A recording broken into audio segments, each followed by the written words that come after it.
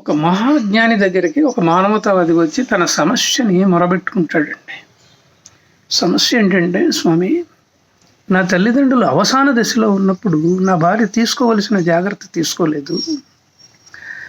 నేను అరచి గోలబెట్టినా కూడాను ఉపయోగం లేకపోయింది.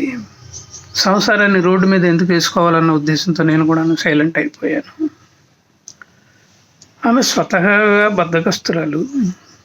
అందువల్ల నా తల్లిదండ్రులు కూడా, ఒరే నాన్న, సంసారాన్ని రోడ్డు మీద వేసుకోవద్దురా, మేము ఎంతకాలం ఉంటాం చెప్పు అని చెప్పి నన్ను వారించారు. తర్వాత నా మీద దిగులుతో వాళ్ళిద్దరూ పోయారు. స్వామి, ఇది జరిగి దాదాపు 10 సంవత్సరాలు దాటింది, కానీ నా భార్య మీద నాకు ఇంకా కోపం తగ్గలేదు. ఇక తగ్గదని నాకు ఎందుకు అనిపిస్తున్నది. మనసు వికలంగా ఉంది. ఈ సమస్యకి ఏమన్నా మీరు నివారణ చెప్తారా అని అడుగుతాడండి. పాపం, ఇటువంటి మనం చాలా కుటుంబాల్లో చూస్తున్నాం కదా. ఈ మహాజ్ఞాని చాలాసేపు కళ్ళు మూసుకొని ఉంటాడు. ఇతను అలాగే ఎదురుగా కూర్చుంటాడు. మెల్లగా కళ్ళు తెరిచి, చూడండి ఆయన, సూక్ష్మంగా చెప్తాను విను.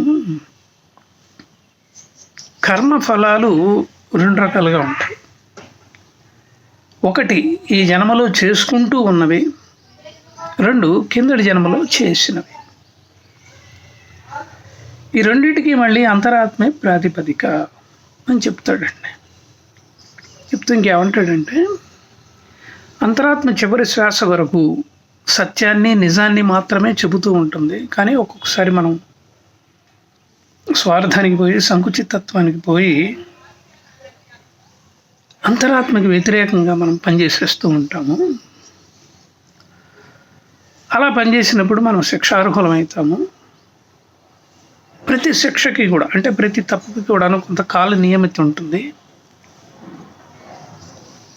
ఏ తప్పుకి ఏ శిక్ష వేయాలి అనేది భగవంతుని శిక్షా స్మృతి ప్రకారం జరుగుతుంది. అది ఒక విధంగా చెప్పాలి అంటే ఇది గాడ్స్ రెకనార్. ఆ రెకనార్ ప్రకారం చేసిన తప్పు కనుక ఈ జన్మలోనే టైం కనుక మిగిలి ఉంటే ఆ జన్మలోనే అనుభవించేస్తాము, లేకపోతే అవి వచ్చే జన్మకి క్యారీ ఫార్వర్డ్ అవుతాయి అని చెప్తాడండి. ఇతను చాలా ఇంట్రెస్టింగ్గా వింటూ ఉంటాడు. స్వామీజీ ఏమంటాడంటే, మన జీవితకాలం సరిపోయినంత మేరకు మనం ఈ జన్మలో చేసిన తప్పులకు ఈ జన్మలోనే శిక్షలు అనుభవిస్తూ ఉంటాం.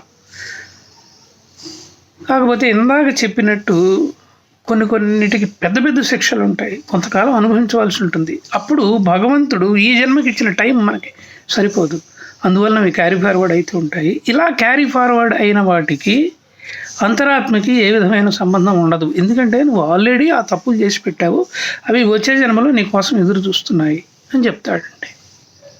ఇక్కడ నాకేమనిపిస్తుందంటే, అందుకనే మనం ఒక్కొక్కసారి ఏం చేస్తామంటే, ఒక ఉద్దేశంతో పని మొదలు పెడతాం.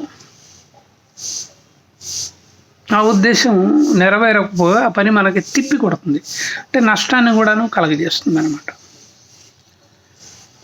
అంటే ఇవన్నీ కూడాను కిందటి జన్మలో కాలం సరిపోక మిగిలిపోయి క్యారీ ఫార్వర్డ్ అయిన కర్మలండి. వీటిని మనం అనుభవించాల్సిందే.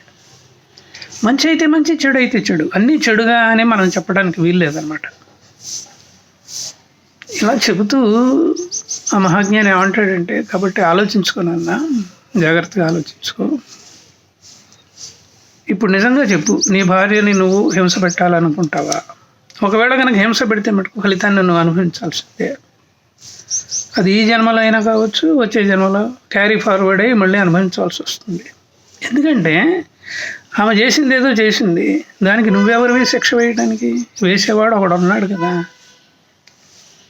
కాబట్టి భగవంతుని యొక్క జ్యూరిస్డిక్షన్ని నువ్వు నీ చేతిలోకి తీసుకోవద్దు. తీసుకుంటే అది తప్పు అవుతుంది. దాన్ని నువ్వు ఎట్టి పరిస్థితుల్లో అయినా సరే అనుభవించవలసి ఉంటుంది. అది ఈ జన్మలో అయినా కావచ్చు మళ్ళీ, లేకపోతే వచ్చే జన్మ క్యారీ ఫార్వర్డ్ అవుతుంది. ఆలోచించుకొని ఇష్టం. ఒకవేళ లోపల నువ్వు ఘోరంగా ఆమెను తిట్టుకున్నావు అనుకో, అది కూడా నువ్వు పాపం కింద లెక్కకు వస్తుంది. అది నేను వదలక మానదు అని చెప్తూ ఇంకొక మాట అంటాడండి. అదేంటంటే,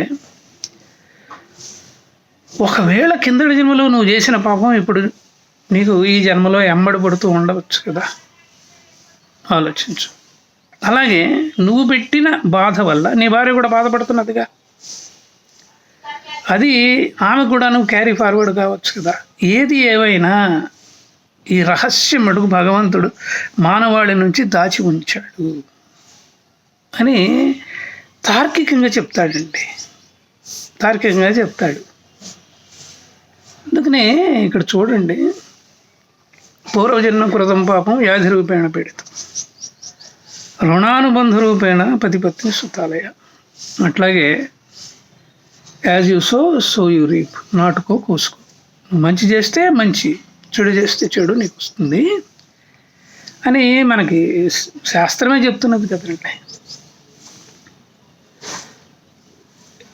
చివరిగా ఒక్క మాట అండి, అదేంటంటే నీ తప్పు లేకపోయినా, నిన్ను ఎవరు బాధ పెట్టినా, ఒకవేళ నీకు ప్రతీకారం తీర్చుకోవడం చేత కాకపోయినా కూడాను నీ కర్మకి తగ్గ శిక్ష నువ్వు అనుభవించాల్సిందే. దీనికి ప్రాతిపదిక వచ్చేసి ఇందాక నేను చెప్పాను కదా, భగవంతుని శిక్షాస్మృతి, గాడ్స్ రెకనార్, గాడ్స్ రెకనార్. అంటే చివరిగా నాకేమనిపిస్తుందంటేనండి, ఈ కాలం ఉంది చూసారా, మనం బతకవలసిన కాలం, జీవించవలసిన కాలం. ఈ కాలం ఏ సన్నివేశాన్ని మర్చిపోదు, కర్మ రూపంలో మనకి గుర్తు చేస్తూనే ఉంటుంది. కర్మ కాలిందనుకోండి, అంటే కర్మ పక్వానికి వచ్చిందనుకోండి, అంటే అనుభవించే దశకు వచ్చిందనుకోండి, ఇప్పుడు అంతకుముందు కాలంలో గతించిన ఈ మర్మాలే నిజంగా సాక్ష్యాలై నిలువున మనల్ని దహించి వేస్తాయండి. కళ్ళతో చూసిన నిజాలకి కొన్ని మనం నిజం అనుకుంటాం కదా, యాక్చువల్గా నిజం కావు, వాస్తవం వేరుగా ఉంటుంది. కాబట్టి కళ్ళతో చూసిన నిజాలకి, చెవులతో విన్న మాటలకి, చెవులతో విన్నవన్నీ నిజం కావాలని ఎక్కడుంది చెప్పండి. కొంతమంది మనల్ని తప్పుదారి పెట్టించాలని చెప్పేసి రకరకాలుగా చెప్తుంటారు కదా, అవి నిజమని నమ్మి మనం పొరపాట్లు చేస్తూ ఇతరులను హింస పెడుతూ ఉంటాం కదా.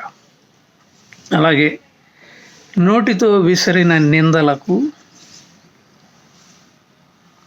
అలాగే మనకి తెలియకుండా తెర వెనక, అంటే వచ్చే జన్మలో కావచ్చు, ఈ జన్మలో కావచ్చు, ఈ తెర వెనక నడిచిన భాగవతానికి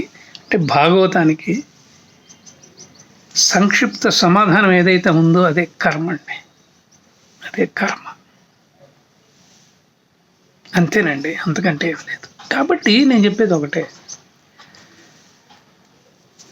ఇతరులు నిన్న హింస పెట్టి ఉండవచ్చు, నువ్వు కూడా హింస పెట్టావనుకోండి, వాళ్ళలాగే మళ్ళీ నువ్వు వీలైతే ఈ జన్మలో లేకపోతే వచ్చే జన్మలో శిక్షణ అనుభవించవలసిందే, తప్పదు. భగవంతుని యొక్క శిక్షా స్మృతి అంత గొప్పదండి. కాబట్టి మిన్నకుండిపో, ఇంత పాపాన్ని మళ్ళీ నువ్వు నెత్తిన వేసుకోవద్దు ఈ జన్మలో, ఎవరి కర్మ వాళ్ళు అనుభవిస్తారు అని మిన్నకుండిపో. ఒకవేళ అది నీకు క్యారీ ఫార్వర్డ్ కర్మ కానీ పాపం కానీ ఎందుకు కాకూడదు. అలాగే ఇది నిన్న హింస పెట్టిన వాళ్ళకి వచ్చే జన్మలో క్యారీ ఫార్వర్డ్ అవ్వచ్చు కదా. ఈ రహస్యం అడుగు మనకు తెలియదండి, తెలియదు. కాబట్టి నిశ్శబ్దంగా ఉండటం తప్ప వేరే మార్గం లేదండి. లౌకికంగా చెప్పాలి అంటే ఒక కొటేషన్ ఉంది, అదేంటంటే, నువ్వు శత్రువు గురించి పదే పదే ఆలోచిస్తున్నావా, అతడు నేను జయిస్తున్నాడని అర్థం, గుర్తుపెట్టుకో అని అంటారండి. శత్రువు నువ్వు జయించాలి అంటే అతని గురించి ఆలోచించవలసిన పని లేదండి, పని లేదు. నిశ్శబ్దంగా ఉండి అవసరమైతే అవకాశం వచ్చినప్పుడు తగిన రీతిలో బుద్ధి చెప్పే ప్రయత్నం చెయ్యి. అది కూడా నువ్వు అంతరాత్మ ప్రాతిపదికగా చెయ్యి. చాలా ఇంట్రెస్టింగ్ సబ్జెక్ట్ అండి కర్మ సిద్ధాంతం అనేది, ఇంట్రెస్టింగ్ సబ్జెక్ట్. మీకు కనుక ఇంట్రెస్ట్ ఉంటే కర్మ సిద్ధాంతము అని ఇంటర్నెట్లో టైప్ చేయండి, లేదా కర్మ సిద్ధాంతము ఒక పరిశీలన అని టైప్ చేయండి, కర్మ సిద్ధాంతం మీద కోర్స్ టైప్ చేయండి, అట్లాగే కర్మ సిద్ధాంతం మీద విశ్లేషణ టైప్ చేయండి. మీకు ఎన్నో వస్తూ ఉంటాయి అన్నమాట. భాగవత రామాయణాల్లో కూడాను జరిగిన కొన్ని సంఘటనలు కూడా వస్తూ ఉంటాయి. మహాభారతం తీసుకోండి, రామాయణం తీసుకోండి, ఆ మాటకు వస్తే భాగవతాన్ని తీసుకోండి. దాంట్లో ఉన్న గొప్ప గొప్ప క్యారెక్టర్స్ అలాగే ఎందుకు ఉండాలి అంటే, కిందటి జన్మలో క్యారీ ఫార్వర్డ్ అయిన కొన్ని క్యారెక్టరిస్టిక్స్ వాటికి వచ్చి వాళ్ళని ఆ విధంగానే నడిపిస్తాయండి. మళ్ళీ తెలుసో తెలియకో కుళ్ళు కుచితంతో కొన్ని తప్పులు చేస్తూ ఉంటారు. తప్పులు చేసినప్పుడు వీలైతే ఆ జన్మలోనే వాళ్ళు శిక్షలు అనుభవించే సంగతి మనకు తెలుసు. లేదు క్యారీ ఫార్వర్డ్ అయితే కృతయుగం నుంచి ద్వాపర యుగానికి, ద్వాపర యుగం నుంచి మళ్ళీ కలియుగానికి ఇలాగ వస్తూ ఉంటాయండి. ఈ విషయం కనుక తెలిస్తే నిజం కూడా నిజమే కదా అని మనకు అనిపిస్తూ ఉంటుంది. ఆవేశానికి లోను కాకుండా ఆలోచించే ప్రయత్నం చేస్తామండి. సో ఇదండి వీడియోలోని సంగతి. విన్నందుకు కృతజ్ఞతలు. కొంచెం ధైర్యం చేశానండి ఈ విషయంలో. నా వీడియో కనుక నచ్చితే నా ఛానల్కి సబ్స్క్రైబ్ చేయండి. అలాగే వీలైనంత ఎక్కువ మందికి మీరు ఫార్వర్డ్ చేయండి, షేర్ చేయండి. కామెంట్ బాక్స్లో అద్భుతమైన మెసేజ్ పెట్టండి. అలాగే బెల్ ఐకాన్ ఉంటుంది, దాన్ని నొక్కండి. లేదు నాతో మాట్లాడాలి అని అనుకుంటే మటుకు తప్పకుండా మాట్లాడండి. నా పేరు మారుతి కిరణ్. నా ఫోన్ నెంబర్ 9491063089. నమస్కారం.